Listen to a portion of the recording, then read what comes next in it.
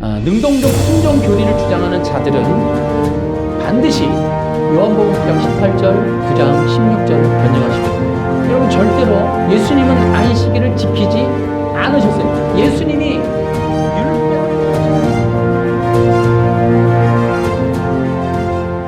성경에서 가장 중요한 한 구절, 창세기 2장 17절을 우리가 지금 살펴보고 있습니다. 이것이 이제 선악과 언약이라고 되어 있는데요. 행위 언약이라고 개혁주의가 규정했고요. 이 행위 언약을 규정한 것은 하나님이 인간에게 주신 법이 도덕법이라고 말하기 때문에 그래요. 그래서 이 행위 언약은 이 도덕법에 대한 순종의 여부로 영생을 주고 말겠다는 하나님의 법이다. 지금 이 얘기를 하고 있는 거예요. 이제 이것을 우리는 받아들이기 어렵다. 이제 이 얘기를 좀 하려고 하는 겁니다. 제가 지난주에 이 선악과 언약을 가지고 사탄이 이 말씀을 왜곡한 내용에 대해서 얘기를 했습니다. 이 말씀의 왜곡이야말로 사탄의 가장 성공적인 전략 중에 하나예요. 왜곡이라고 하는 것은 하나님의 말씀을 더하고 빼고 또 비틀고 왜곡하는 걸 말해요. 그래서 무엇을 만드냐 하면 인본주의와 율법주의를 만드는 거예요. 근데 그 인본주의와 율법주의를 만드는 이유가 뭐냐 하면 목적이 있기 때문에 그래요. 그 목적이 뭐냐면 인간을 하나님처럼 만들겠다는 거예요. 인간이 하나님처럼 되는 방법을 만들어주고 그런 길을 허용해 주겠다는 것이 바로 인본주의와 율법주의의 목적입니다. 그래서 이들이 행위 언약 이런 거를 만드는 것 중에 그 이유가 바로 이 목적이 이거기 때문에 인간을 하나님처럼 되겠다. 그래서 행위 언약 안에 도덕법이라고 하는 것을 넣는 거예요. 제가 이제 그런 부분들, 이런 부분을 얘기하면 당연히 이제 이 반대하는 사람들은 또 의아하겠죠. 그러나 분명한 게 있습니다. 선악과 언약을 도덕법이라고 규정하면 많은 문제가 발생하게 됩니다. 자, 웨스트민스터 신앙 고백서를 중심으로 세워지는 개혁주의는 인간의 마음에 하나님이 도덕법을 새겨줬다. 지금 이렇게 얘기를 하고 있습니다. 아담이 그 도덕법을 어기고 불순종하여 죄에 빠져서 죽게 되었다. 자, 이런 것이 이제 그들의 주장이고요. 이렇게도 얘기해요. 그 도덕법은 하나님의 마음에 새겨준 도덕법은 성문화되어서 그것이 십계명이 되었다. 이런 얘기를 합니다. 그러므로 이들이 말하는 건 그러므로 그 인간의 궁극적인 죄는 십계명을 어긴 죄다. 그러니까 아담의 죄를 십계명을 어긴 죄라고 그들이 얘기를 하고 있습니다. 물론 이들은 이러한 프레임을 이제 이렇게 만들어 놓은 프레임이 정당하다는 것을 말하기 위해서 칼빈, 루터 이런 사람들의 이야기를 끄집어 와요. 제가 책을 많이 읽고 오늘도 한 권 갖고 왔습니다만은. 근데 이제 그들의 이 칼빈 인용을 보면은 칼빈에 대한 이야기는 어떤 사람은 완전한 순종을 말했다. 그러니까 능동 순종을 말했다. 아니다. 이렇게 갈리는 것도 그들 안에 두 가지가 또 있어요. 왜냐하면 칼빈이 도덕법이다. 혹은 예를 들어 능동적 순종이라는 말을 쓰지 않아요. 순종이라는 말을 써요. 그러면 그 순종이라는 말을 이렇게도 풀고 저렇게도 풀 수 있는 거예요. 그러니까 칼빈의 얘기한 거를 끄집어 와요. 왜냐하면 능동 순종이든 도덕법이든 정당성을 얻으려고 칼빈서부터 시작을 하려고 그러는 거예요. 그래서 칼빈의 이야기를 확대 해석하는 거예요. 자기들이 조금 더 보태는 거예요. 이렇게 얘기했다. 또 하나는 그들의 주장을 가만히 보면은 변형돼 가고 있다라는 걸 느낄 수가 있어요. 이 얘기는 우리가 안식교를 얘기할 때 했잖아요. 안식교에서 나오는 그 강 목사님이라는 분이 그러죠. 안식교의 지금의 교리는 30년 동안 발전한 것이다. 그러니까 진리가 아니기 때문에 결국은 사람들의 어떤 반론을 무마하기 위해서 계속해서 스스로를 변형시켜서 지금 사람들이 이단이라는 것에 대한 거부감이 없도록 자기들의 어떤 모습을 변형시켜 가는 거예요. 근데 지금 이 도덕법이나 능동순종이 지금 그런 경향을 보이고 있다는 거예요. 계속해서 변형되고 또 구체적인 어떤 이 얘기들을 만들어 가고 있다는 걸 느낄 수가 있어요. 그러니까 어떤 면에서는 개혁주의다라기보다는 개혁주의를 모방하고 있는 것이 아닌가 이런 생각도 들 때가 있습니다. 어쨌든 선악과 언약을 2장 17절을 행위 언약이다 라고 규정하고 아담의 마음에 새겨주신 도덕법에 대한 준수 여부가 결국 아담의 구원을 결정할 것이었다 이렇게 얘기하는 것들, 자, 이런 것들이 영적으로 어떤 의미가 있을까라는 거를 우리가 좀 깊이 있게 한번 살펴봐야 돼요. 이런 논의를 좀 해야 됩니다. 근데 우리가 이 논의를 하기 위해서는 먼저 전제 조건이 있어요. 항상 기억해야 될 게, 첫째는 신약과 구약의 구원의 원리는 하나여야 된다는 거예요. 그리고 아담을 비롯한 모든 인간에게 적용되는 구원의 진리가 하나여야 된다. 이것을 기억해야 돼요. 아담이라도 다른 구원의 방법을 적용할 수 없다. 여러분 이거에서 합의하셔야 돼요. 아담이라고 도덕법이나 뭐 율법, 그러니까 그 이후는 예수님을 믿고 그 아담은 여러분 이거 나누면 안 되는 거예요. 나누면 안 돼요. 여러분 아담도 육이고 피조물이에요. 이 아담도 당연히 구원을 필요로 해요. 죄도 없는데 무슨 구원이냐. 그러니까 죄가 없다라는 전제 하에 도덕법을 만든 거예요. 근데 성경에 보면 아담은 죄가 있었다고요. 죄가 있었어요. 그러나 범죄치 않은 거죠. 그러니까 아담은 이미 하나님처럼 되려고 하는 불의함이 있었던 거예요. 그 죄를 우리는 죄라고 인정하고 바라보면은 아담도 당연히 구원을 받아야 될 그런 존재였다라는 거예요. 그러니까 되게 재밌는 게 아담이 죄가 없다라고 의로운 존재였다, 무흠한 존재였다라고 규정을 한단 말이에요. 이 사람들은. 그러니까 아담의 상태를 무흠했다라고, 문제가 없었다, 죄가 없었다, 완전했다, 의로웠다, 이걸 다 심지어는 영생도 가졌다 이렇게 얘기하는 사람도 있단 말이죠.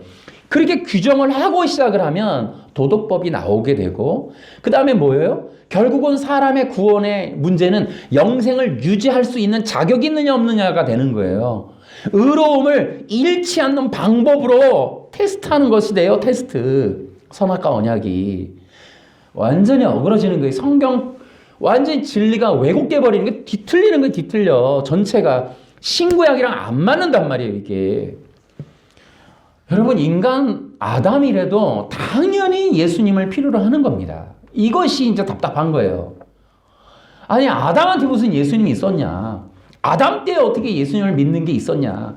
아담이가 어떻게 예수님을 알 수 있었냐? 어디에 그게 나오냐? 이제 이렇게들 얘기할 수 있죠. 그렇지 않습니다, 여러분. 여러분 에덴 동산은 우리가 이제 그런 얘기 이미 많이 했죠. 에덴 동산은 그리스도의 모형이에요.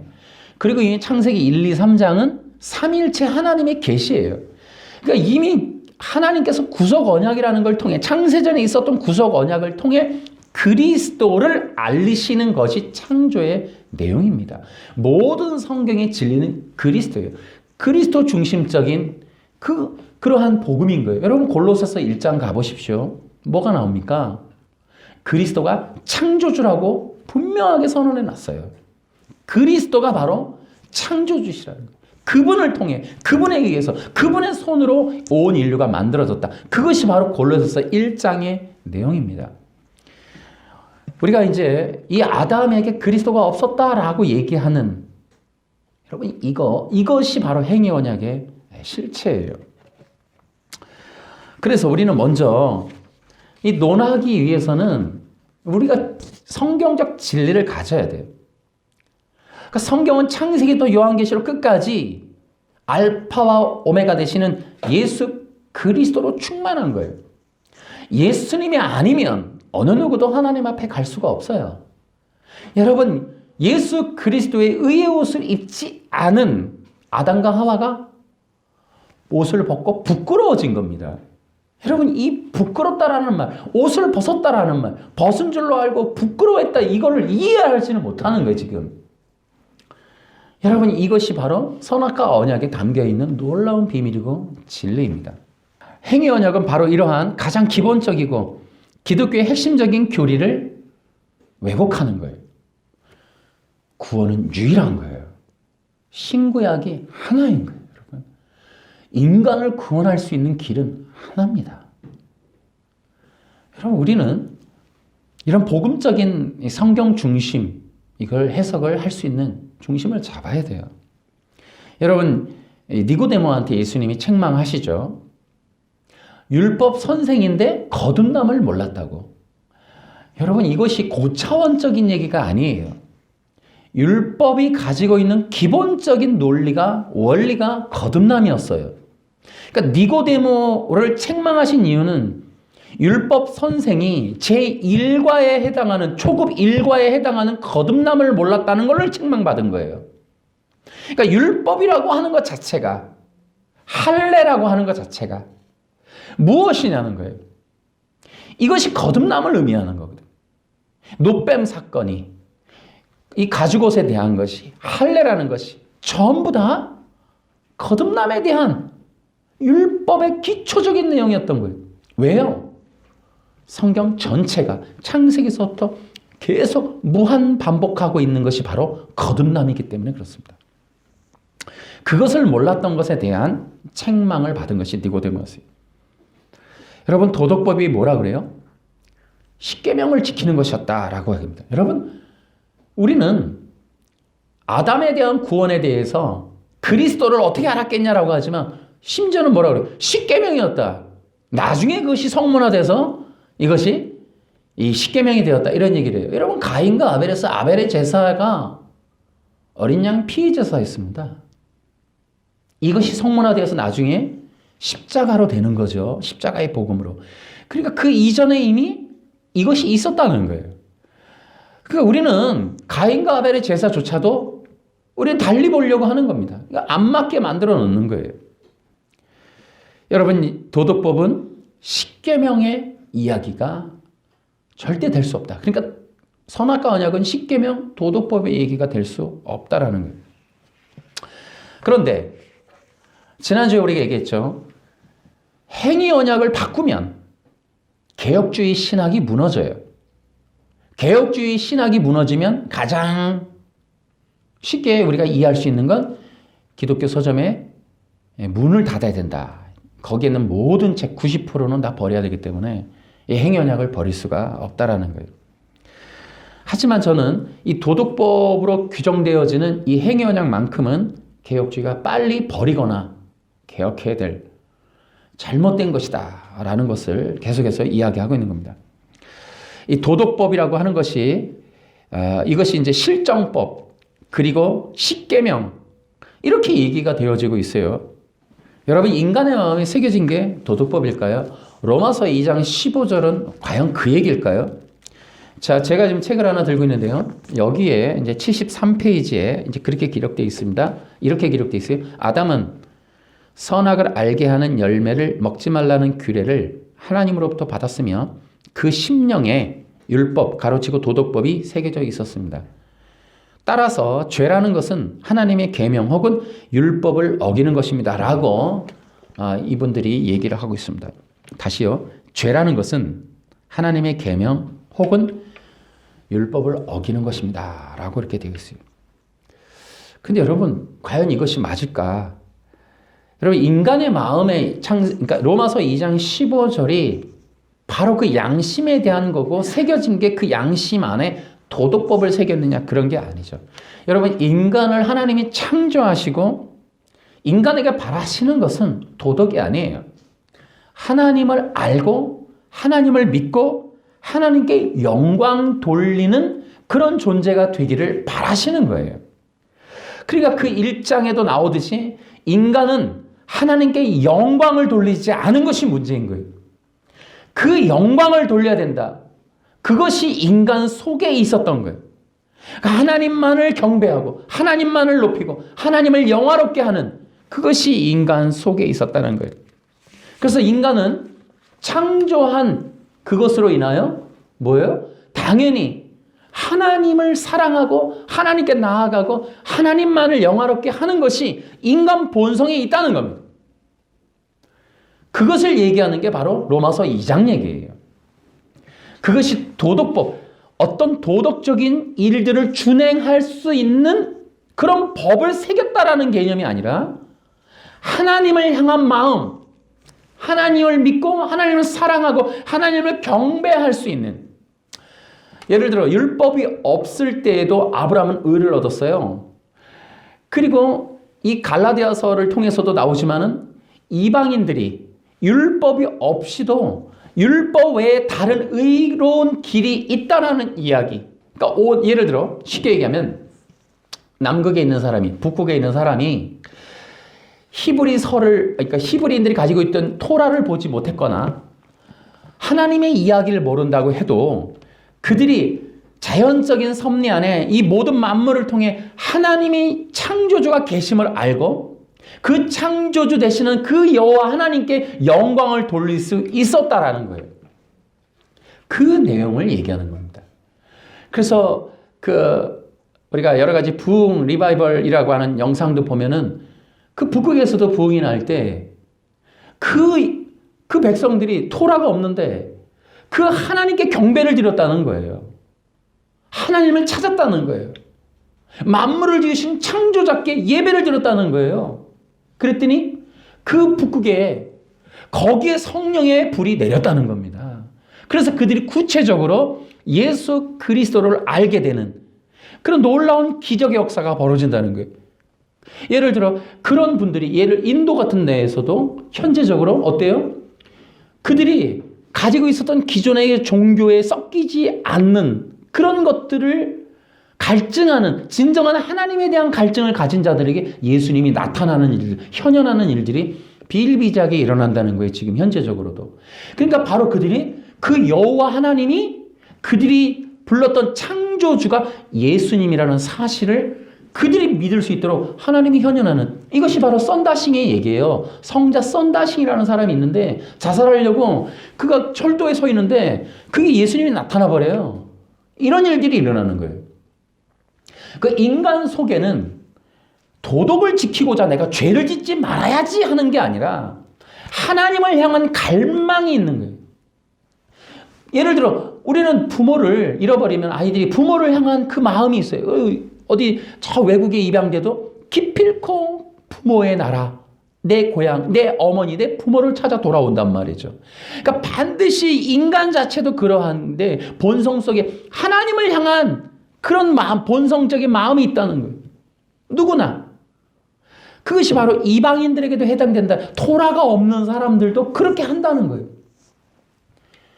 그러니까 그러한 내용을 얘기하는 거지 어떤 윤리적인 어떤 죄를 짓지 않아야지 내가 도둑질을 하지 말아야지 그런 것들을 마음에 새겨줬다. 여러분 그것이야말로 어리석은 정말 위조, 위선, 거짓이다라는 것을 우리가 볼 수 있습니다. 그럼에도 불구하고 인간의 마음에 도덕법이 새겨져 있다고 규정한 것은 그들이 말하려고 하는 이 행위 언약을 합리화하려고 하는 고의적인 조작이다. 저는 이렇게 보고 있습니다. 그러면 그들이 가진 도덕법에는 어떤 문제가 있을까? 첫 번째는요. 제가 얘기하듯이 이 도덕법이라고 규정을 하면은 나타날 수 있는 가장 큰 위험한 게 원죄가 감춰져요. 우리가 기본적인 상식이 그렇습니다. 도덕법은 어떤 의도가 있느냐? 원죄, 인간의 원죄를 감추려고 하는 속셈이다. 여러분, 그러니까 인간의 아까도 얘기했죠. 그 사람들이 여기 있는 책에서 뭐라 그래요? 따라서 죄라는 것은 하나님의 계명 혹은 율법을 어기는 것이다. 지금 이 책에서 얘기하고 있습니다. 그러니까 이들의 원죄의 내용 다시요. 아담이 뭐라 그래요? 하나님의 계명 혹은 율법을 어기는 것이다 라고 얘기를 합니다. 여러분 아담의 죄가 그것입니까? 여러분 아니에요. 분명히 아담의 원죄는 뭐냐 하면은 하나님처럼 되고자 하는 거예요.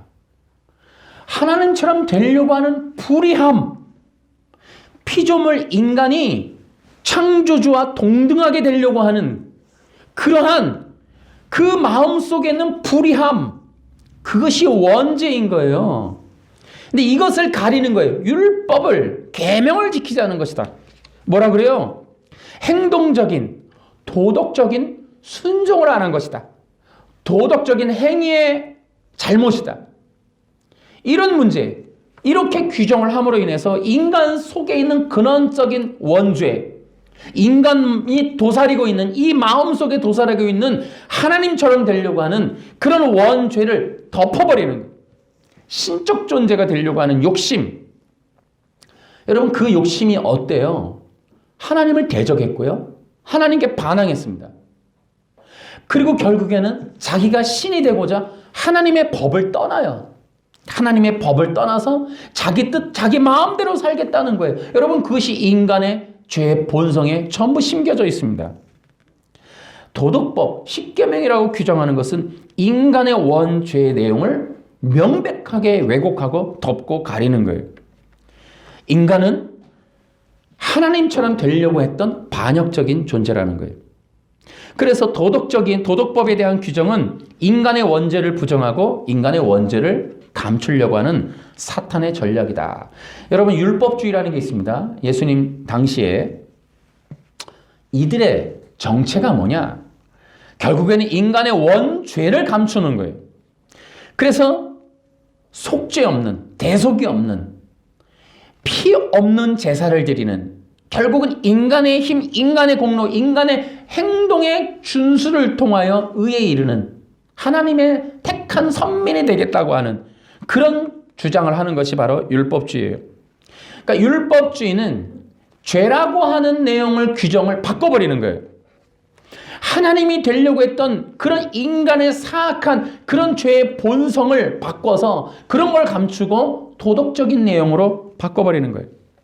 그래서 결국에는 도덕적인 법에 대한 불순종, 곧 율법 준수를 하고 안 하는 것에 대한 그런 방법으로 바꿔버려요.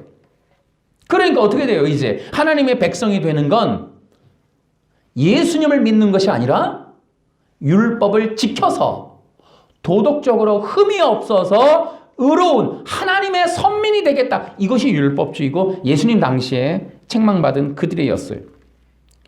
여러분, 이렇게 되면 되게 재미난 게 있습니다.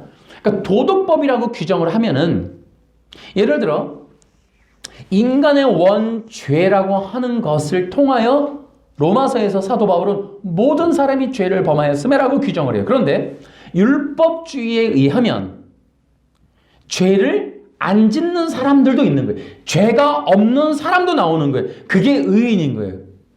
그게 바로 자기들, 바리새인들인 거예요. 자기들은 의인이라고 생각을 하는 거예요. 어떻게? 예수님을 믿지 않고 율법을 잘 준수해서 의인이라는 거예요. 그러니까 예수님이 와서 나는 의인을 부르러 온 게 아니라 죄인을 부르러 왔다. 이렇게 얘기를 하시죠. 그래서 이제 그러한 율법주의자들과 율법주의자들이 주장하는 걸 전부 깨트려 버리세요. 예수님이 오셔서.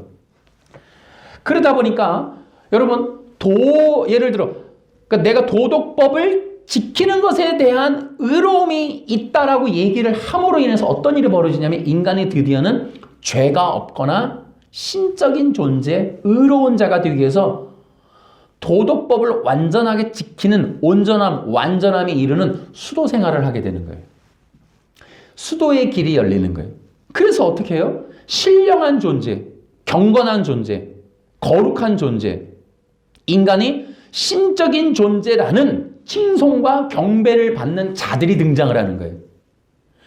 그런 자들을 뭐라고 불러요? 천주교에서는 성자라고 하는 거예요. 완덕에 이르는 길, 이런 책들이 있어요. 그러니까 덕을 완전하게 쌓는 거예요. 그게 천주교가 하는 거거든요. 그러니까 로마 카톨릭이 쌓아놓은 게 그거예요. 그래서 수도 공동체를 만들죠. 경건함에 이르는 거예요. 뭐예요, 그게? 윤리적으로, 도덕적으로 내 흠이 없는 상태에 이르는, 완덕에 이르는 거예요. 그래서 그러한, 이제 불교로 말하면 열반에 이른다. 이런 자들이 등장을 하는 거예요. 로마 카톨릭으로 보면은 도덕법이라는 것 때문에 그들은 완덕에 이르는 거예요. 그러니까 완전한 성자가 등장을 하는 거예요. 어느 수준에 도달하는, 복음으로 말하면, 원죄로 말하면, 창세기 2장 17절로 말하면 하나님처럼 된 자들이 등장하는 길을 만드는 게 도덕법인 거예요. 성경은 모든 사람이 죄를 범하였음에 어느 누구도 그 죄를 해결하지 않으면 의에 이르지 못하는 거예요. 근데 로마서 3장 24절에 뭐예요? 그리스도 안에서 의롭다는 거죠. 그리스도 아니라고 하는 이 원리, 이 복음이 불편한 거예요. 유대 율법주의자들이. 그래서 이걸 제거하고 도덕법이라는 걸 새로 만들어요. 도덕법을 통해 인간이 완덕에 이르는 하나님처럼 되는 길을 열어버리는 거예요. 그러니까 여러분, 인간의 궁극적인 원죄는 십계명을 어긴 게 아니에요. 인간의 원죄는 하나님처럼 되려는 거예요. 도덕법은 이 하나님처럼 되려고 하는 욕망을 열어주는 거예요. 성취하도록.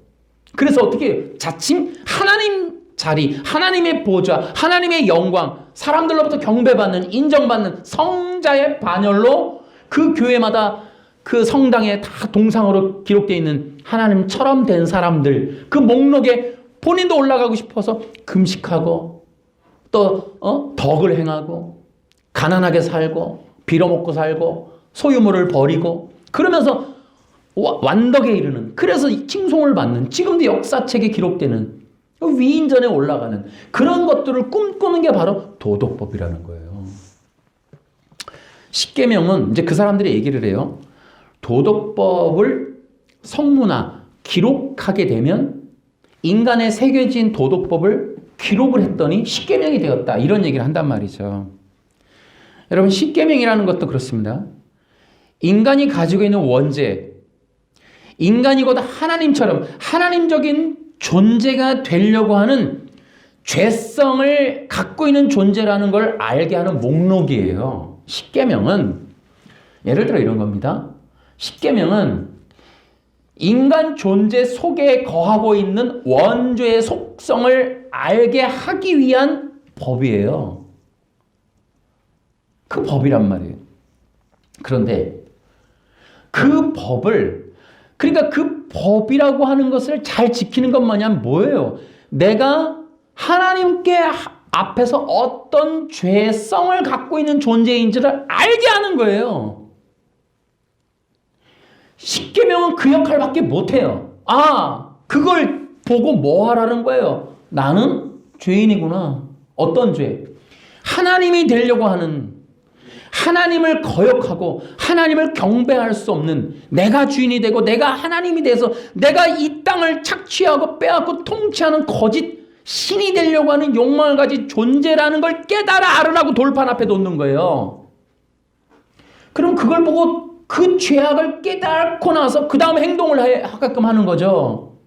근데 사람들에게 뭐라고 얘기해요? 지금 개혁주의가 도덕법 성문화된 게 십계명인데 십계명을 지켜서 의롭게 된다. 이게 웃기는 게, 그거를 여호와의 이름을 망령되이 일컫지 않는 가만히 있는 행동으로 나 의롭다라고 주장할 수 있다는 거예요. 지금 그걸 통해 내가 하나님의 의에 이룰 수 없는 죄인이라는 걸 알게 하는 하나님의 교육의 목적을, 복음적인 역할을 하라고 하는 그 목록을, 그거를 행동으로 안 했더니 의롭게 된다라고 거짓 주장하고 있는 거예요.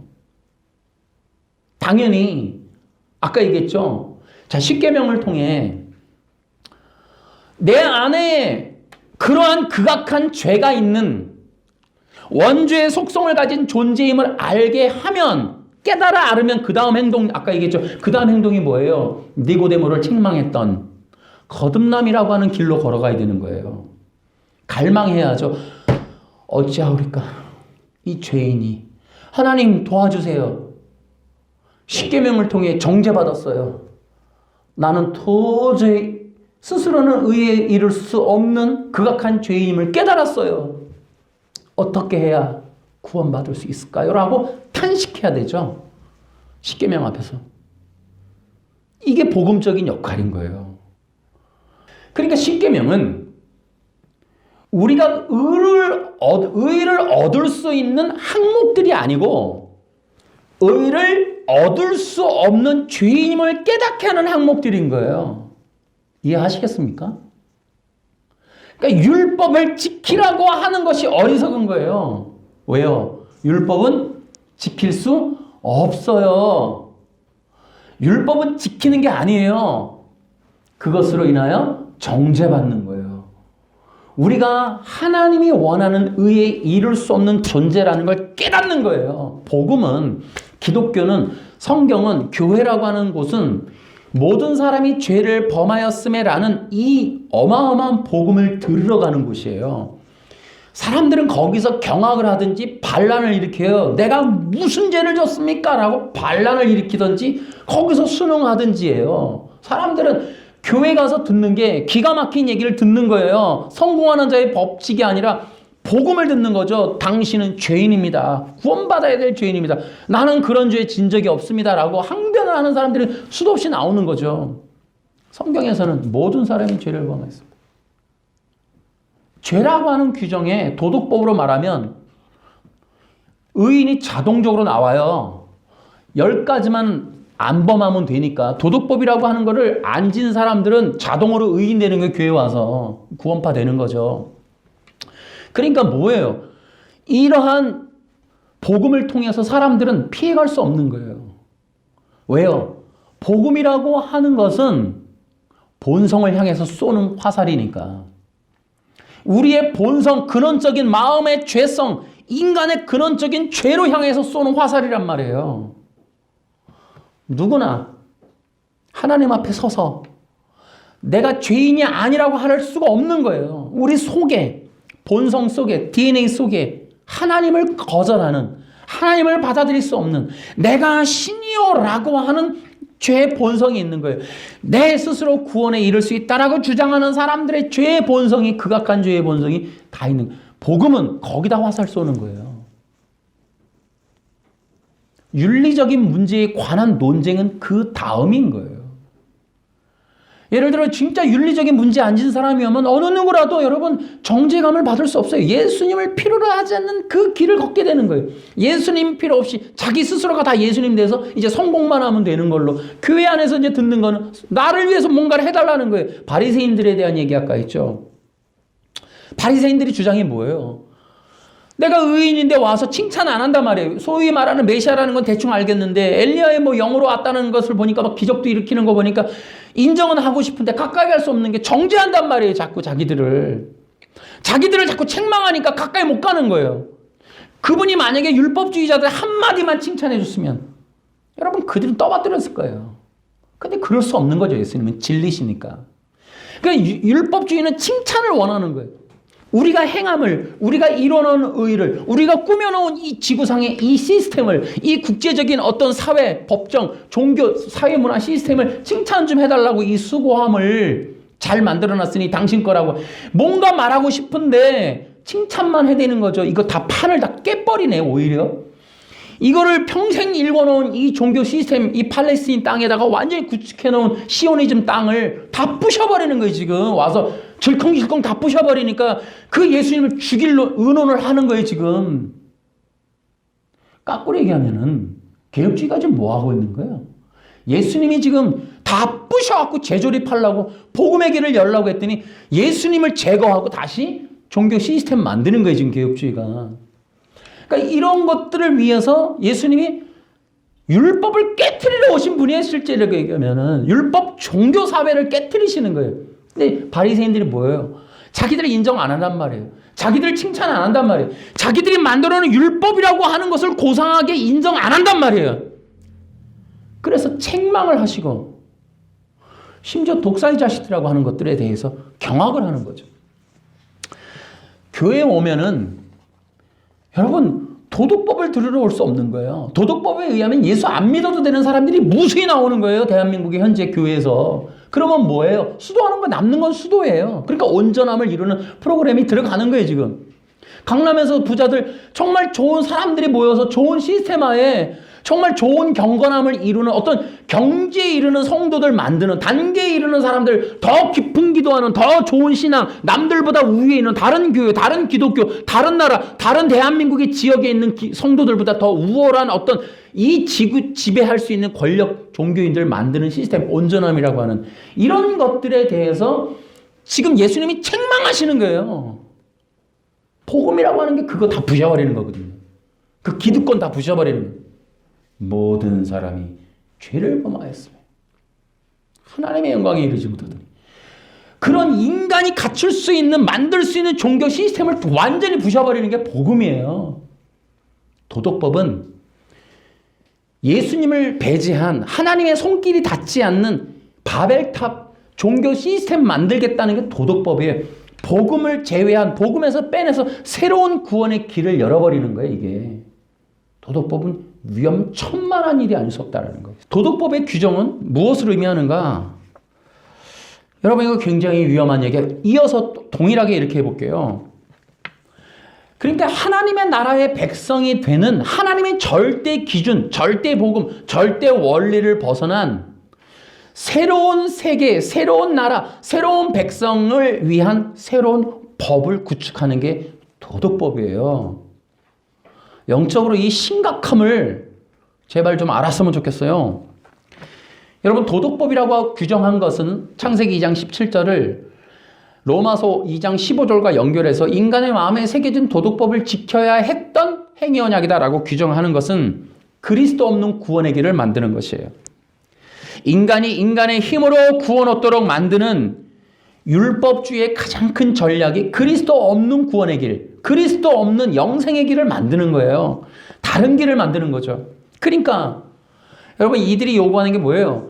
하나님의 구속 언약은 하나님 나라의 백성, 하나님 나라의 자녀 만들기예요. 그 하나님의 구속 계획을 여러분 사탄이가 알아요. 사탄이가 알고 그 하나님의 계획인 2장 17절 선악과 언약을 발표했을 때 사탄이 이걸 조작을 하는 거예요. 그래서 뭐예요? 하나님의 나라의 백성, 하나님 나라의 자녀는 그리스도의 의의 옷을 입고 나아가야 되거든요. 근데 이거를 거꾸로 와서 그리스도를 통하지 않는 새로운 나라의 백성들을 만들어내는 거예요. 이게 도덕법이. 도덕법은 새로운 왕국을 만드는 출입구가 되는 법이에요. 그러니까 하나님 나라의 백성은 그리스도를 통해서 들어가야 되는데 이 도덕법이라고 하는 것은 사탄의 백성들을 만드는 길의 입구가 되는 거예요. 새로운 백성들을 만드는 거예요. 그래서 다른 길로 걷게 만드는, 고린도서에 말하는, 고린도후서에서 다른 복음, 다른 예수, 다른 영이고, 또 갈라디아에서 말하는 1장 7절에 다른 복음을 전하면 저주를 받는다. 다른 복음에 이게 그리스도가 아니라 인간의 힘으로, 인간의 독단적인 도덕적 힘을 발휘해서 의를 얻으면 그 사람들이 하나님의 자녀다라고 새롭게 규정을 해버리는 거예요. 그리스도가 없이 스스로의 힘으로 도덕법을 지켜서 의롭게 되면 그게 하나님 나라, 그게 유태인들이란 말이에요. 선민사상, 시오니즘. 그러니까 그게 바로 예수님 당시의 율법주의자예요. 율법주의자들이 예수님과 충돌했던 이유는 자기들이 자칭 하나님의 백성이란 말이에요. 하나님 나라의 선민이란 말이에요. 근데 메시아라는 분이 와서 자기들을 쳤단 말이에요, 지금. 인정 안 한단 말이에요. 그러더니 천국에 대한 규정을 뭐라고 하냐면 이게 큰일 날 소리를 하는 거죠. 마태복음 5장에 산상순이라는 내용이 있습니다. 여러분 잘 모르겠지만은 거기에 보면은 천국 백성에 대한 규정이 딱 첫 판에 심령이 가난한 자는 복이 있나니라고 규정을 해버려요. 새로운 나라 백성들을 자기들이 구축해 놓은 그 백성이 아닌 또 다른 나라의 백성의 내용을 만들어버리는 거예요. 그러니까 기존의 종교 시스템으로 말하면은 자기들의 수하에 놓이게 돼서 자기들의 인생에 착취를 받아야 되는데 예수님이 말하는 백성들, 하나님의 규정된 백성들이 심령이 가난해야 된다는 걸로 새롭게 규정을 해버리는 거예요. 그랬더니 이 두 왕국의 이 시스템의 충돌이 아주 절묘하게 나타나는 게 마태복음 19장 부자 청년인 거예요. 여러분, 유태인들이 만들어 놓은, 율법주의자가 만들어 놓은 사회 시스템과 예수님이 심령이 가난한 자는 천국이 저희 것이며라고 새롭게 규정하는 이 백성의 가치 기준, 새로운 룰, 이 룰과 이 룰이 충돌나는 게 마태복음 19장이란 말이에요. 천국 백성이 누구예요? 심령이 가난한 자예요. 근데 마태복음 19장의 주인공은 부자 청년이에요. 그러니까 이 심령이 가난하지 않은 심령이 부자인 청년이 등장을 하고 하나님의 백성인 진짜 심령이 가난한 것에 대한 이 두 가지의 가치 기준이 딱 충돌이 나요. 그러면서 이 사법, 이 율법 시스템에 의해서 나는 계명 다 지켰으니 나는 영생 얻을 게 확실하죠? 라고 물으니까 예수님이 그럴 수 있어 라고 하니까 나 다 지켰어요. 그럼 나 영생 얻었네 라니까 no 라고 하는 거죠. 왜? 너는 율법을 지킨 부자이지만 심령이 너는 가난하질 않아. 심령이 가난한 백성이 진짜 하나님 백성이야. 그러므로 너는 하나님 백성 아니야 라고 얘기하는 거예요. 오마이갓. 율법을 지키면 선민이라고 하는 거 아니었어요? No. 율법을 지킨다는 개념이 넌 잘못돼 있어. 율법을 지킨다는 건 심령이 가난해진다는 거야. 심령이 가난해진다는 건 뭐냐? 우리 안에 있는 원죄가 씻어지고 잘라지고 깨끗해지는 걸 말해. 그러니까 우리 예수님의 나라의 백성들의 규정은 심령 할례인 거예요. 마음의 죄가 잘라지는 거예요. 마음의 근원적인 원죄의 속성이 근원이 씻겨나가는 것이 예수님이 가지고 온 왕국의 백성인 거예요. 기존의 종교 시스템에서는. 율법이라고 하는 규정을 잘 지킨 이 마음의 부자들의 백성들이 진짜 하나님 나라의 백성이라고 착각을 하게 만들어 놓은 거예요, 전부. 어느 누구도 율법에 의한 나라 백성들은 마음의 죄의 문제에 집중하지 않았다고요. 아무도 이 죄가 할례돼야 된다는 얘기를 하지 않는단 말이에요. 왜 그런 줄 아세요? 율법에서는 왜 속죄가 없을까요? 율법은 죄를 말하면 당연히 이 죄를 어떻게 할 것인가에 대한 논의가 나와요. 그러면 이 죄, 마음의 죄에 대해서 어떻게 할례할 것인가, 속죄받을 것인가가 나오면 당연히 속죄는 어떻게 대속주가 필요한 거예요. 구원자가 필요하단 말이에요. 의존성이 필요하면 당연히 믿음이라는 게 동원돼요. 당연히 그러니까 복음으로 돌아갈 수밖에 없어요. 다시요. 율법, 도덕, 십계명을 얘기하면서 이 사람들이 결코 말하고 싶어하지 않는 건 인간의 원죄인 거예요. 원죄를 얘기하는 순간 복잡해지는 거예요. 도덕법이라고 하는 게 흔들거려 버려요, 이게. 그러니까 예수님이 와서 계속 얘기하는 거예요. 심령의 할례, 마음의 죄의 할례 부분 어떻게 이룰 것이냐. 요한복음에도 그렇죠. 결국 거듭남이라는 게 뭐예요? 예수 그리스도를 통한 거듭남, 구속에 대한 얘기를 하시는 거예요. 이게 복음이거든요. 이게 충돌나는 지점인 거예요. 또 도덕법은 어떤 게 문제이냐? 이것이 그래서 새로운 세상의 통치 이념이에요, 이게. 최근에 웨스트민스터 신학교 총장인 릴백이라는 사람이 우리 사랑의 교회에 와서 부흥회를 했습니다. 제가 그 영상을 봤는데요. 관심 있죠. 저 웨스트민스터 신앙 고백서 때문에. 근데 거기에 이렇게 얘기를 해요. 율법은 인간이 완전한 삶을 사는 기준이다. 이렇게 얘기를 하더라고요. 그러면서 이렇게 얘기해요. 하나님이 거룩하니 너희도 거룩하라 그랬다. 인간이 거룩하게 살 수 있는 삶의 기준은 율법이다. 이렇게 얘기를 부흥회 때 했습니다. 자, 이것이 무엇인고 하면은 새로운 룰이에요. New World Order입니다, 여러분. 그러니까 율법이라고 하는 것을 삶의 기준이라고 얘기를 하는 순간 이것이 새로운 통치 이념으로 바뀌는 거예요. 새로운 나라, 새로운 통치 이념이 되는 겁니다. 그래서 저는 생각이 들어요. 최근에 오정희 목사님이 온전함이라는 프로그램을 런칭을 했는데 아마도 그것이 이제 삶의 경건함, 그러니까 율법을 통한 거룩한 삶을 이루게 하기 위한 프로그램을 지지하기 위해서 이분을 좀 불러온 것 같아요. 그래서 릴백이 아예 딱 대놓고 율법이란 완전한 삶을 사는 삶의 기준이다 이렇게 얘기를 했습니다. 여러분, 율법이 우리가 삶을 사는 기준입니까? 여러분, 제가 명백하게 얘기합니다. 율법은 도덕법이 아닙니다. 율법은 예수 그리스도의 복음이다. 누가복음 24장 44절에는 모든 타나크, 그러니까 구약 성경 이름이 타나크거든요. 모세의 오경, 시편, 선지자, 이걸 타나크라 그래요. 그러니까 모든 타나크가 예수님에 대한 이야기다. 요한복음 5장에서는 모세 율법으로 또 한정해요. 그래놓고 뭐라 그러냐면 모든 토라가 나에 대한 이야기다 이렇게 얘기합니다. 그러니까 율법은 도덕법이 아니에요. 율법은 예수님의 복음입니다. 이걸 우리가 명백하게 지키는 게 이게 기독교고 이게 개혁주의고 이게 복음인 거예요. 이게 우리가 정상적으로 시스템이 돌아가면 구약과 율법은 예수님의 복음이라고 선언해야 돼요. 삶의 기준이 아니고. 그러니까 삶의 기준이라고 놓는 건 뭐예요?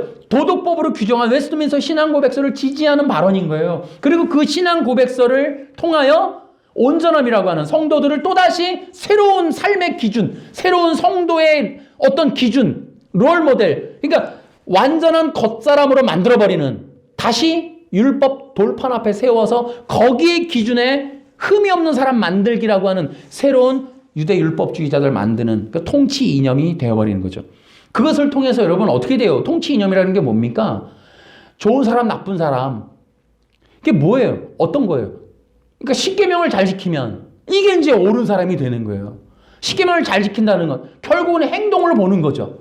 뉴스에 안 나오고, 강남으로 말하면 일단 돈 좀 많이 벌어야 되고, 흠이 없고 경건하고 깨끗하고 잘생기고 뭐 이런 시스템, 이런 것들로 가면 그러면 이제 유대 사회가 되는 거예요. 병든 사람 나가야 돼요. 이제 저주받은 사람, 응답 못 받은 사람, 신앙생활 잘못한 사람, 이런 것들이 이제 겉으로 드러난 외식으로 다 갈려버리는 거예요. 이게 똑같이 마태복음 돌아가는 겁니다. 이거 예수님은 그렇지 않았죠. 예수님 오셔서 어떻게 했어요? 병든 자, 가난한 자, 다 이런 사람들 만나시잖아요. 그러니까 선악과 언약을 도덕법이라고 말해서는 안 된다. 도덕법은 사탄, 뱀이 만든 인본주의, 새로운 나라의 법인 거예요. 이건 시오니즘을 만드는 겁니다. 세계 종교를 통합시키기 위한 전 단계. 도덕법이라고 규정한 것은 고의적이에요. 이거는 모르고 한 게 아니에요. 유대 율법주의자들이 바벨론에서 새롭게 만들어진 종교인 것처럼 이것도 마찬가지. 도덕법이라고 규정한 것은 이것도 조작이에요. 이거는 모르고 한 게 아니에요. 명백하게 유대 율법주의를 돌아가기 위한, 글로 돌아가기 위한 조작이에요. 여러분, 도덕법은 또 어떤 문제가 있느냐 하면 예수님에 대한 모독입니다. 도덕법은 예수님에 대한 영광에 대한 훼손이에요. 자, 여러분 갈라디아 교회 얘기를 다시 해볼게요. 갈라디아 교회에 문제가 있었어요. 뭐가 문제냐면 바울이 복음을 전해놨는데 유대인들이 들어왔어요. 유대인들이 들어와서는 뭐라 그러냐면 예수 믿는 거 좋아.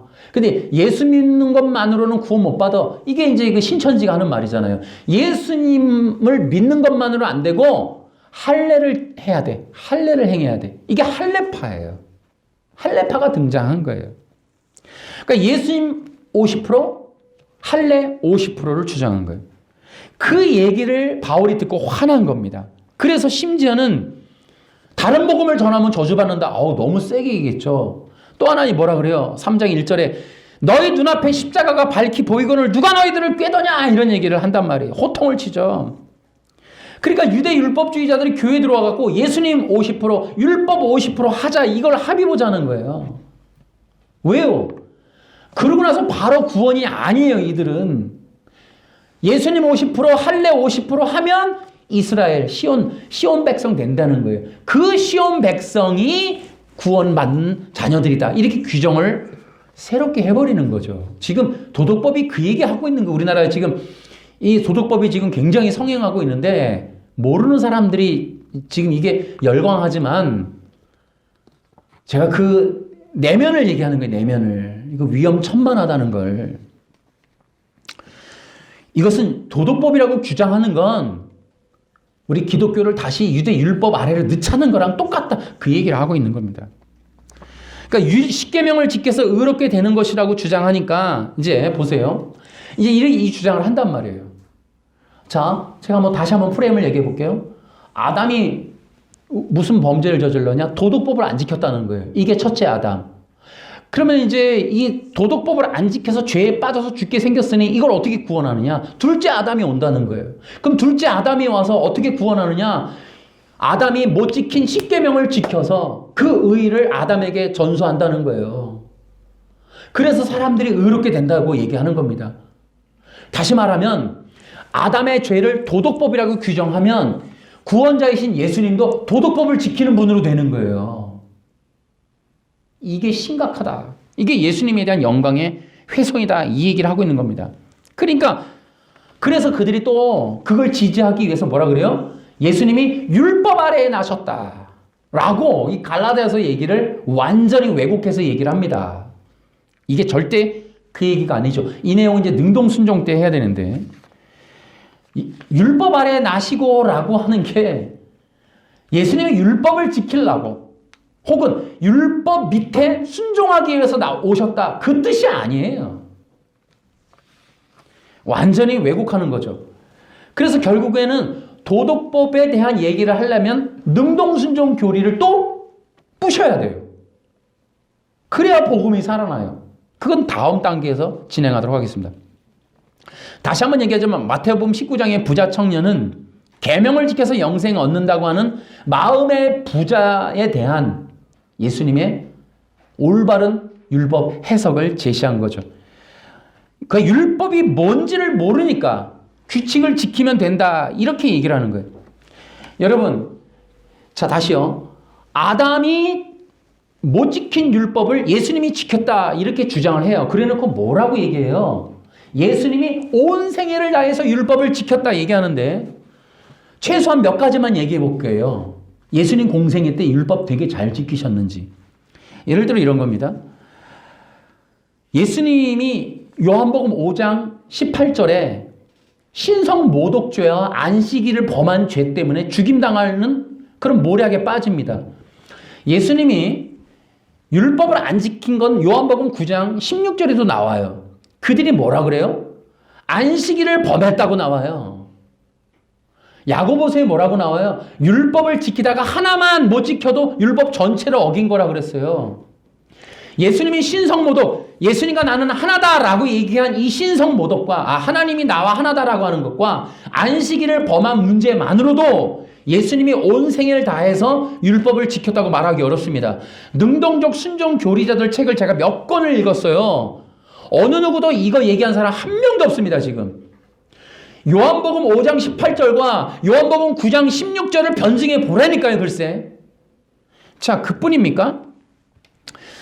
여러분, 예수님이 베데스다 연못가에서 38년 된 병자를 손잡아 일으키셨습니다. 이거 부정한 자를 만지신 거예요. 혈류병 앓는 여인을 고쳐주셨습니다. 그 여인이 그의 옷을 만졌어요. 예수님도 부정해지는 겁니다. 율법을 지키지 않으셨습니다, 여러분. 여러분, 심지어 삭개오가 누구예요? 세리에 버림받았어요. 부정한 자입니다. 삭개오의 친구예요. 그리고 여러분, 예수님이 유대 남자들은 절대 만나서는 안 되는 사마리아 여자를 만나서 얘기를 합니다. 사마리아 여자가 놀래요. 유대 남자로서 왜 나하고 얘기합니까? 놀래버려요. 절대 그런 수 없단 말이에요, 법이. 그 정도가 아니죠. 가늠한 여인을 돌로 치지 않으셨습니다. 이거 돌로 쳐야 돼요. 예수님은 부정한 길을 가셨고, 부정한 만남을 하셨고, 부정한 접촉을 하셨고, 부정한 것들과 가까이 하시고, 문둥병자들과 친구하셨습니다. 여러분, 예수님의 공생의 3년을 지켜보시면 유대 율법을 깨트리려고 하는 고의적인 행동이 아니면 이렇게 할 수가 없어요. 아예 율법을 어기려고 하는 사람의 모습으로 보인다니까요. 여러분, 절대로 예수님의 모습을 보면은 유대 율법과는 관련이 없어요. 오히려 유대 율법을 너무 싫어하는 분처럼 보여요. 예수님은 유대 율법에 의해서 정죄된, 유대 율법에 의해서 버림받은, 유대 율법에 의해서 이 죄인으로 취급된 이 영문 밖에 있는 사람들을 찾으러 다니시는 거예요. 그래서 그들을 만지시고 구원하시고 고치시고 끌어안으시고 품어주시는 유대 율법에 의하면 불결한 부정한 사람이 되셨어요, 스스로.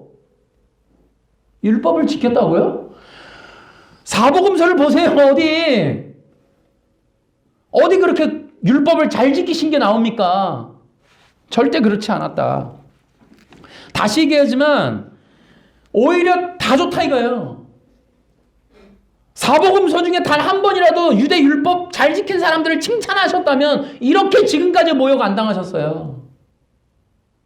유대 율법주의자들이 자기들이 괜찮은 사람이거니 혹은 하나님 나라 근처 가까이 있다라고 말만 했어도 이렇게 죽이려고 지금 역사 2000년 흘러서 예수님을 이렇게 모독하지 않을 거예요, 지금. 여러분, 예수님의 생애 동안 예수님이 율법을 깨트리는 사역을 하셨습니다. 율법을 지키지 않으셨어요. 여러분, 예수님 하나님과 나는 하나다. 여러분, 이것만으로도 이미 끝난 겁니다. 신성모독죄가, 이렇게 신성모독죄가 어디 있어요? 그러니까 저는 이렇게 생각해요. 예수님이 생애 동안 율법을 잘 지켰다 그러는데 어디 기록되어 있어요? 예를 들어 8일 만에 할례밥 받았다라든지 그 다음에 뭐 있어요? 그 세례 받았다 요단강에서. 그거 외에 뭘 했다는 거예요, 도대체가? 무슨 율법을 그렇게 잘 지키셨어요? 예수님은 율법을 깨트리러 오셨지 율법을 지키러 오신 분이 아니에요. 능동순종이 뭐라고 해요? 뭐 생애를 다해서 율법을 잘 지켜서 그 의의를 주셨다. 여러분 예수님이 율법을 안 지키셨다니까요.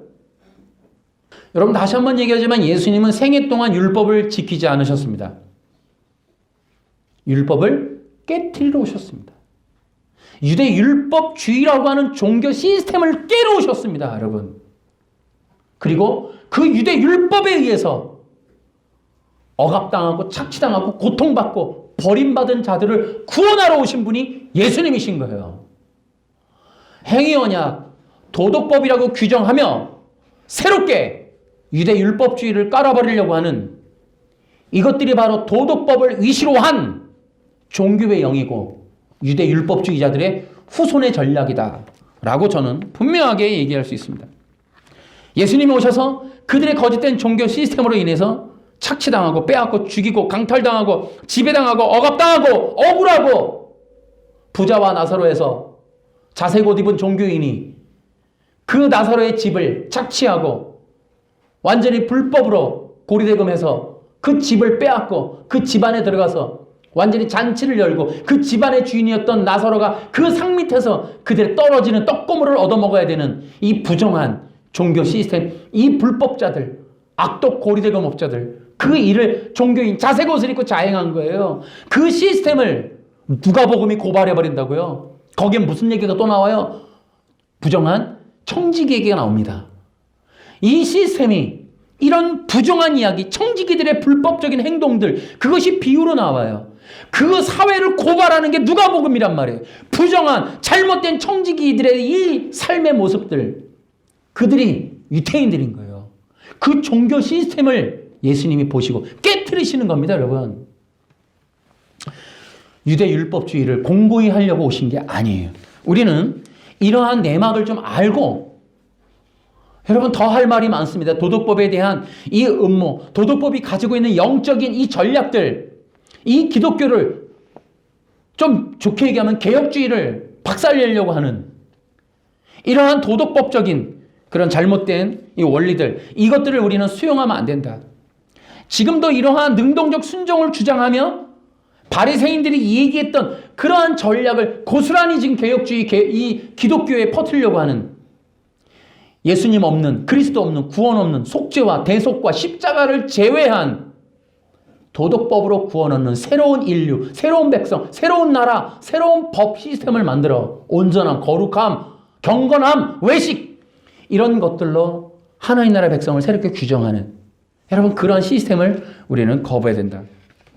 율법은 하나님의 아들이신 예수님의 복음이고, 율법은 예수님을 믿음으로 구원받는다는 복음이고, 율법을 지킨다는 것은 예수님을 믿고 거듭나는 것이다 라는 거예요.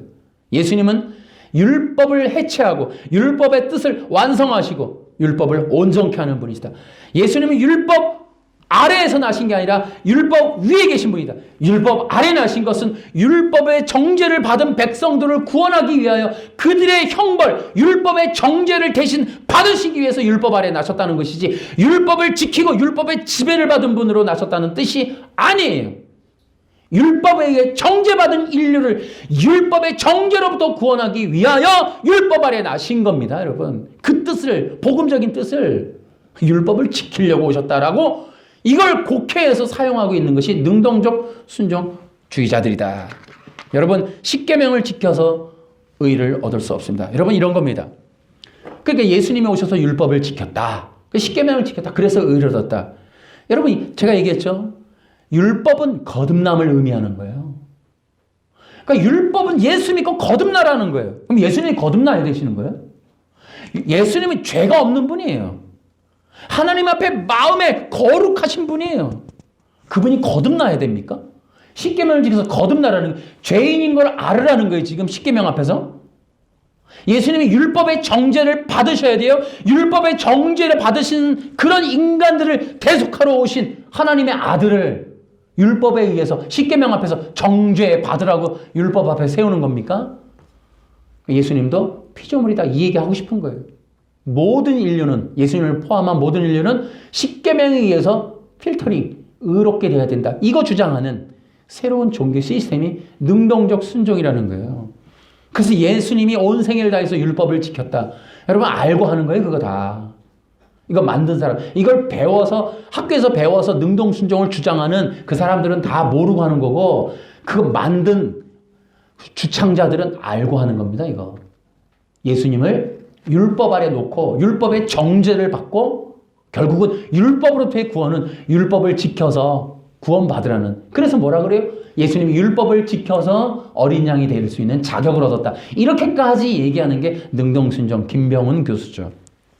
능동적 순종 교리를 주장하는 자들은 반드시 요한복음 5장 18절, 9장 16절을 변증하십시오. 답을 내야 돼요. 다시 한번 내가 이름을 나중엔 얘기하겠지만 지금은 얘기하지 않을게요. 능동적 순종을 주장하기 위하여 책을 써서 선두주자로 자기 스스로 내세웠던 사람들한테 묻는 거예요. 요구하는 겁니다.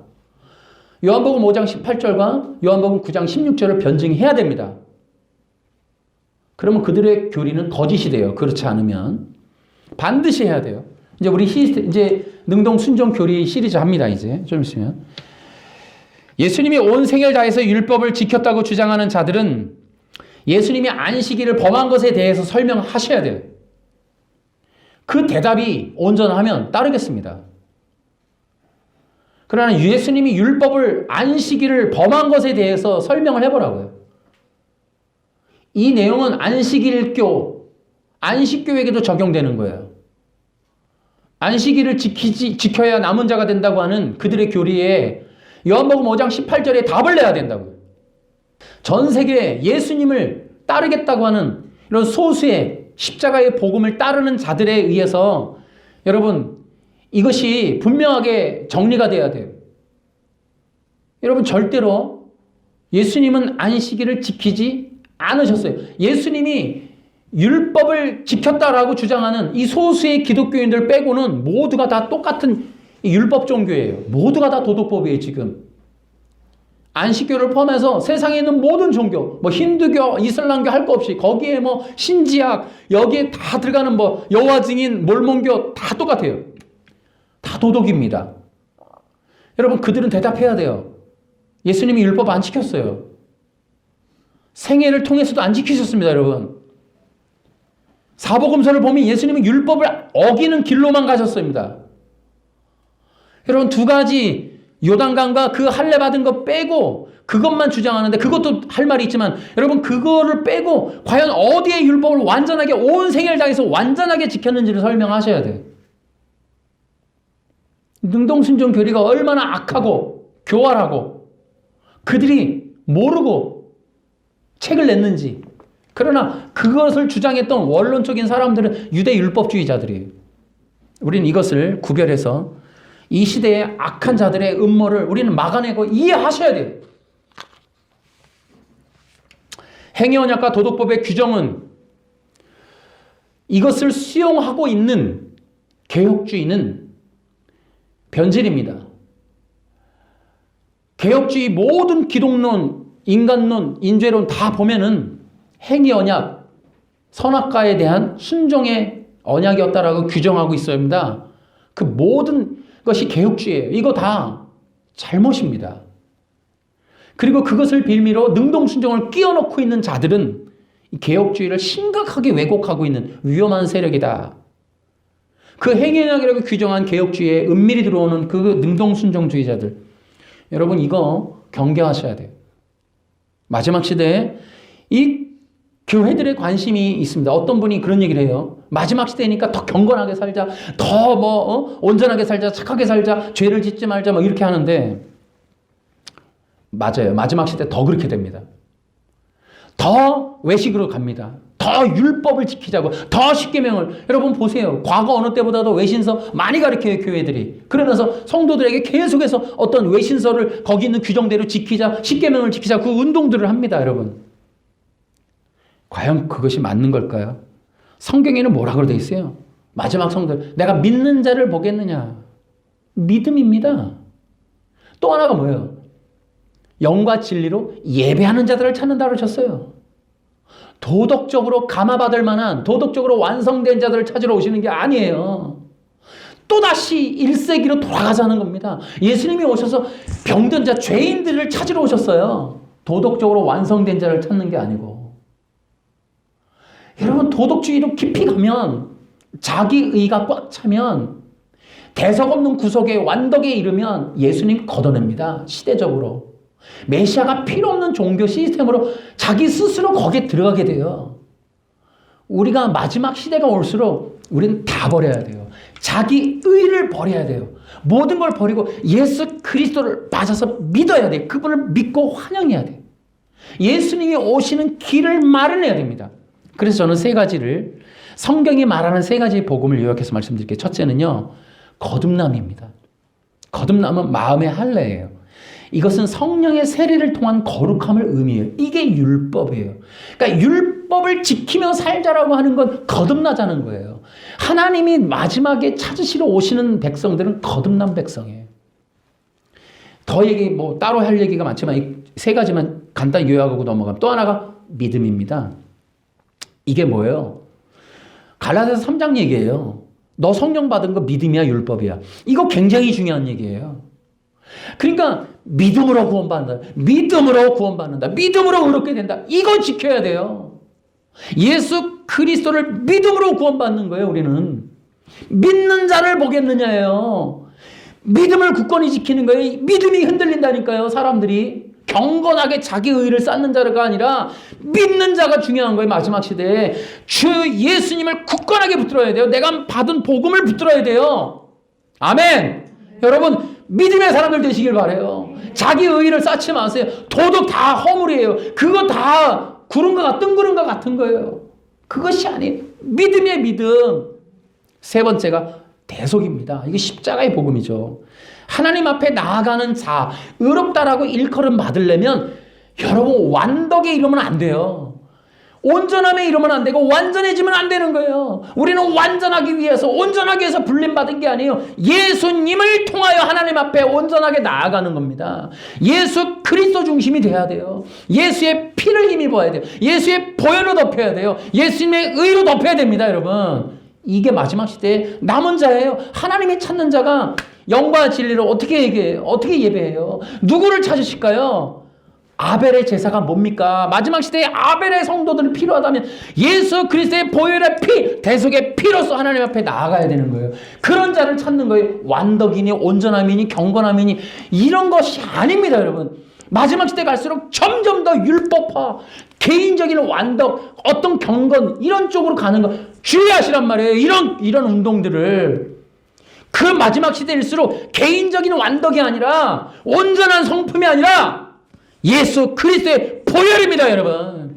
그 피로 씻음 받아야 돼요. 그 피로 덮임 받아야 돼요. 그런 성도들을 찾는 거예요, 하나님이. 그렇게 나오는 자들을 받으시는 거예요. 아벨의 제사꾼들을, 아벨의 예배의 자들을 하나님이 기다리시는 거예요. 가인의 제사는 버림받습니다, 여러분. 이 마지막 시대에 도대체 이 기독교가 어느 방향으로 가고 있느냐는 거예요. 예수 그리스도, 그분의 이름으로 나아가시기 바랍니다. 그것이 하나님이 찾으시는 자들이에요. 거듭남, 믿음, 예수의 십자가의 대속, 죽으심, 그리고 부활과 성령까지. 이것이 우리가 지켜야 될 영혼 구원의 유일한 복음이란 말이에요. 도덕법이니 십계명이니 그런 것들을 따르면 안 돼. 완덕이니 온전함이니 완전함이니 율법을 통해 이룰 수 있다. 가보자, 해보자. 여러분 절대로 속으면 안 돼. 미혹이에요, 미혹. 마지막 시대 시간이 촉박할수록 그리스도를 붙잡아야 됩니다. 그리스도 중심으로 나가야 돼요. 예수 그리스도 중심으로 가셔야 돼요. 성도들은 예수 그리스도로 충만해져야 돼요. 예수의 보혈로 덮여야 돼요. 예수의 이름으로 나아가야 됩니다, 여러분. 그것이 하나님이 바라시고 기다리시는 진정한 남은 자, 예배자들, 하나님의 백성인 줄로 믿습니다, 여러분. 이것을 하나님께 영광 돌리고 여러분 그 길로 걸어가시기를 주 예수님의 이름으로 축원합니다. 박수로 하나님께 영광.